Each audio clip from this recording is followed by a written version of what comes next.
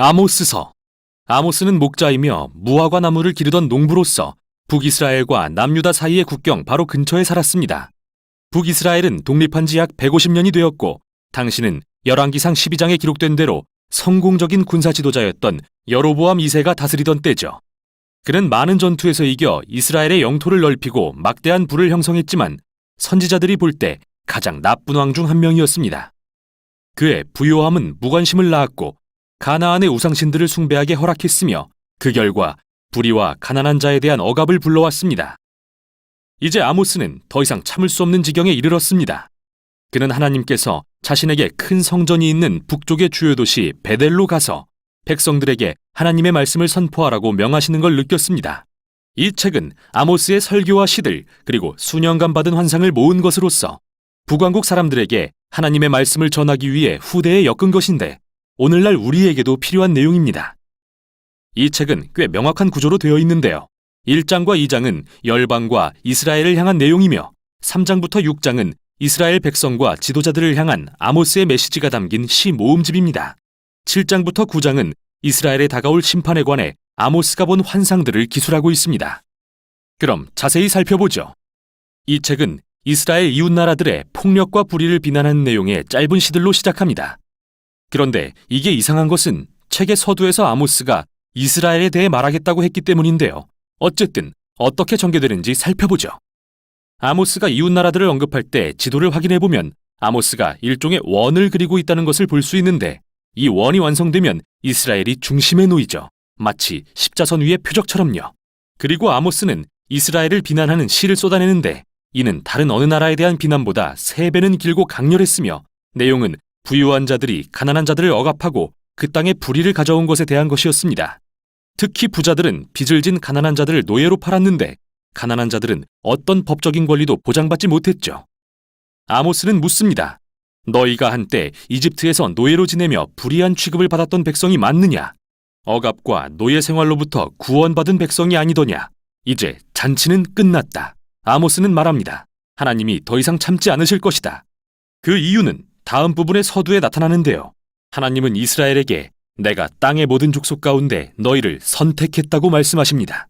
이 부분은 창세기 12장을 떠올리게 하는 내용으로서 하나님은 아브라함의 자손을 불러 열방의 복이 되게 하셨죠.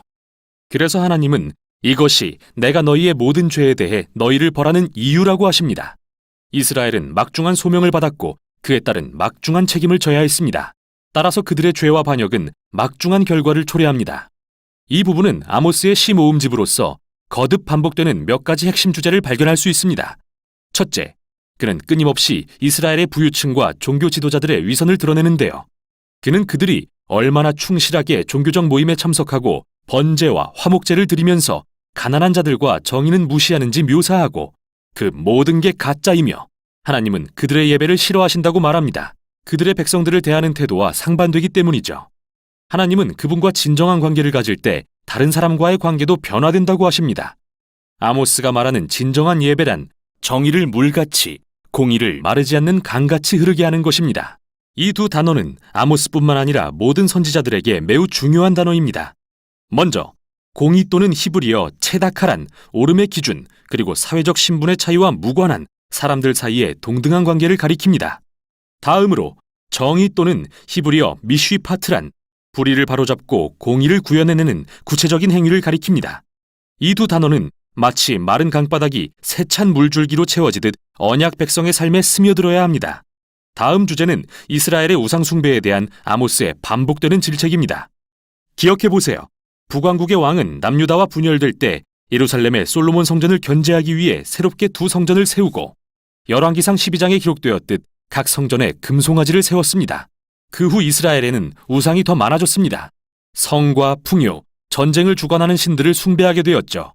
선지자가 보기에 이러한 우상 숭배는 늘 불의로 이어졌는데요. 왜냐하면 이방 신들은 이스라엘의 하나님이 요구하시는 정도의 공의와 정의를 요구하지 않았기 때문이죠.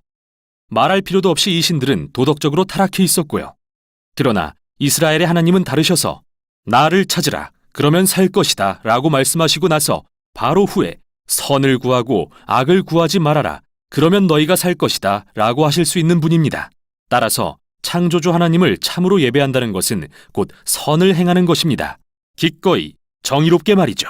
이 부분의 마지막 주제는 이스라엘 왕들이 아모스와 다른 선지자들의 이야기를 듣지 않았기 때문에 하나님께서 여호와의 날을 허락하실 것에 관한 것으로서 이스라엘에 대한 끔찍한 심판을 의미하죠. 구체적으로 아모스는 강한 나라가 와서 그들의 도시를 말살하고 백성들을 포로로 잡아갈 것이라고 예언합니다.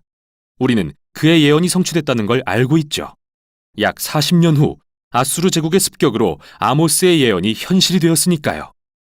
이 책은 아모스가 본 일련의 환상으로 끝이 나는데 이 환상들은 다가올 여호와의 날을 상징적으로 묘사한 것입니다. 그는 메뚜기 떼가 이스라엘을 황폐하게 하는 것과 태워버릴 듯한 불, 그리고 백성이 여문과일처럼 삼키우는 환상을 봅니다. 그리고 마지막 환상에서 아모스는 하나님께서 베델의 우상신전의 기둥을 세게 치셔서 모든 건물이 무너져 내리는 환상을 보는데 이것은 이스라엘 지도자들과 우상들에 대한 하나님의 심판을 나타냅니다. 마침내 그들의 끝이 온 것이죠. 그런데 마지막 단락에서 우리는 갑자기 한 줄기 희망의 빛을 보게 됩니다. 여기서 이스라엘의 모습은 파괴되는 건물이지만 하나님은 어느 날 그 폐허로부터 다윗의 집을 회복할 것이라고 말씀하십니다. 다시 말해 하나님은 미래에 다윗의 혈통에서 날 메시아 왕을 보내셔서 하나님의 백성을 다시 세우실 것이며 놀랍게도 이 하나님의 백성은 열방의 모든 민족을 포함할 것입니다. 이스라엘의 죄와 하나님의 심판으로 인해 무너졌던 모든 것은 그날에 회복될 것입니다. 자, 이 마지막 단락은 매우 중요한데요. 심판의 반대편에 나타난 유일한 희망의 징조이기 때문이죠. 그리고 이 책이 어떻게 하나님의 공의와 자비의 관계를 설명하는지 볼 수 있도록 도와주죠. 하나님이 선하시다면 이스라엘과 열방 가운데 있는 악을 대적하고 심판하셔야만 합니다. 그러나 그분의 궁극적 목표는 그의 나라를 회복시키고 새로운 언약 백성을 세우시는 것이죠. 아모스의 말을 통해 우리는 오늘도 여전히 그의 외침을 듣습니다. 이스라엘의 위선과 재앙으로부터 배워야 할 것, 그리고 하나님을 향한 참된 예배는 언제나 공의와 정의, 그리고 이웃사랑으로 이어진다는 것을 말이죠. 이것이 바로 아모스서였습니다.